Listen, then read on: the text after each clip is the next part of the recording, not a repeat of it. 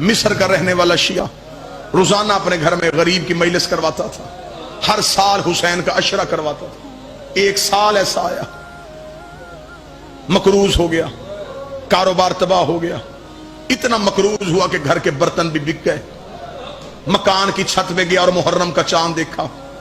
मुहर्रम के चांद को देख रो के कहता, काश मेरी जिंदगी में तलू ना होता,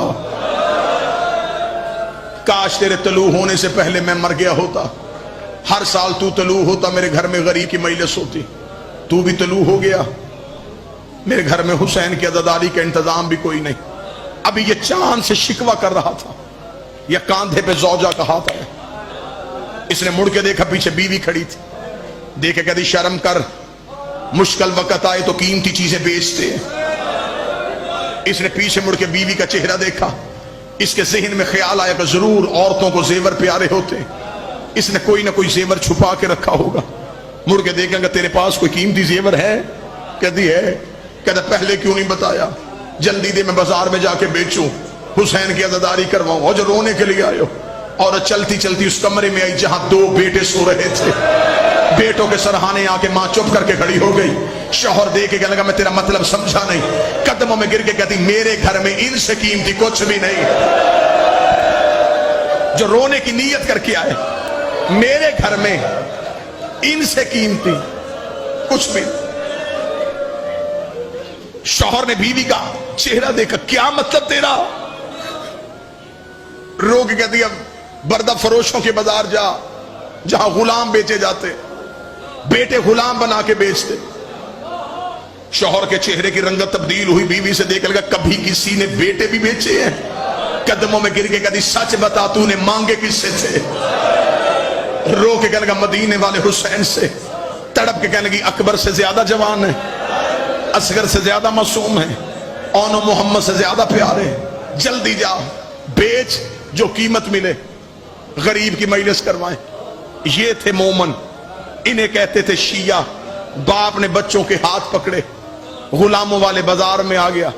सुबह से लेके शाम तक आवाजें देता रहा, गुलाम ले लो, गुलाम ले लो, गुलाम ले लो, काम ज्यादा करवा लेना, उजरत थोड़ी दे देना।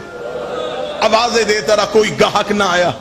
शाम को थका हुआ बाप जमीन पे बैठा, बेटों के सर सीने पे रखे, मुंह बकिए की तरफ करके था, बीबी अब मेरा मुकद्दर, मैं तो बेटे भी लेके आ गया था। शहजादी, मुझे लगता तुझे मेरी अज़ादारी कबूल नहीं। अभी ये बातें ही कर रहा था, या बाजार में घोड़े के चलने की आवाज आई, घोड़े के कदमों की आवाज सुनी। इसने सर उठाया, बिल्कुल सर पे घोड़ा सवार खड़ा। घोड़ा सवार की आवाज आई, गुलाम बेचेगा? अब जब पता चल गया ना ग्राहक आ गया है, अब मुंह से लफ्ज ना अदा हुआ, सिर्फ सर हिलाया, बेचूंगा। घोड़ा सवार की आवाज, कीमत। बदन में कपकपी आई। रो के कहता, कोई कायनात भी देता, मैं बाल भी तोड़ के ना देता। मैंने मन्नतों से मांगे, मेरे नौकर नहीं मेरे बेटे हैं। इतनी कीमत दे दे कि 10 दिन मेरे घर में गरीब की मजलिस हो सके। इतना कहना था, या घोड़े सवार की आवाज आई, बेटे मेरे साथ घोड़े पे बिठा। वो मेरे सामने घोड़े के सामने कोच पे दिनार पड़ेंगे, दिनार उठा। इतना कहना था, या बाप चंद कदम पीछे हटा, हट के कहने लगा, इतनी भी अमीरी किया, मैं बेटे बेच रहा हूं, कोई कर्जा तो नहीं ले रहा, तू मुझे कीमत भी उठा के नहीं दे सकता।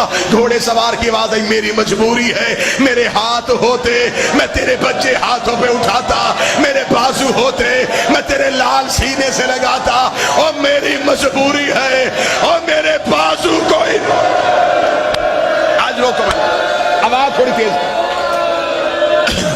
मालिक हुसैन ये मातम कबूल करे, रसूल की बेटी सीखों को कबूल करे। मेरी मजबूरी है, मेरे बाजू नहीं है।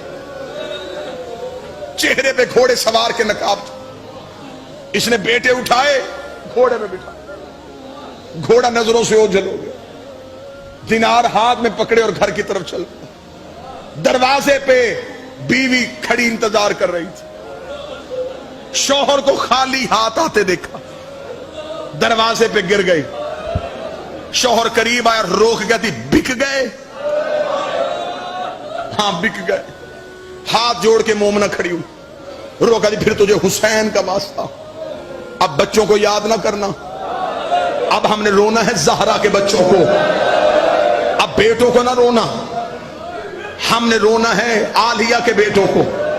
میرے گھر میں بیٹوں کا سوگ نہیں ہوگا، جا کے مصر کی جامع مسجد میں اعلان کر میرے گھر میں حسین کی مجلس ہے۔ لوگ آنا شروع ہو گئے، مجلس تمام ہوئی، عزاداری ہو گئی، نیاز ہو گئی، لوگ اپنے اپنے گھروں کو چلے گئے۔ رات آدھی سے زیادہ ڈھل گئی تھی، نہ باپ سو رہا تھا نہ ماں سو رہی تھی۔ باپ کی نگاہیں بھی چھت پہ، ماں کی نگاہیں بھی چھت پہ۔ ماں کبھی بچوں کے خالی بستر دیکھتی، کبھی بچوں کے لباس دیکھتی۔ ابھی ماں کی آنکھ میں آنسو تھا، یا روتی ہوئی شوہر کے قریب گئی، قدموں پہ ہاتھ رکھ دی، شرمندگی مجھے کوئی نہیں ہے، صرف اتنا پوچھنے کے لیے آئی ہو کس کے ہاتھ بھیج کے آیا تھا؟ رو کے کہنے لگا کوئی بڑا ہی شریف تھا، چہرے پہ اس کے نقاب تھا، بازو اس کے تھے کوئی نہیں، بچوں کو سینے سے لگا کے چلا گیا۔ ابھی ماں یہی باتیں کر رہی تھی یا دروازے میں دستک ہوئی، مومنہ روتی ہی باہر گئی۔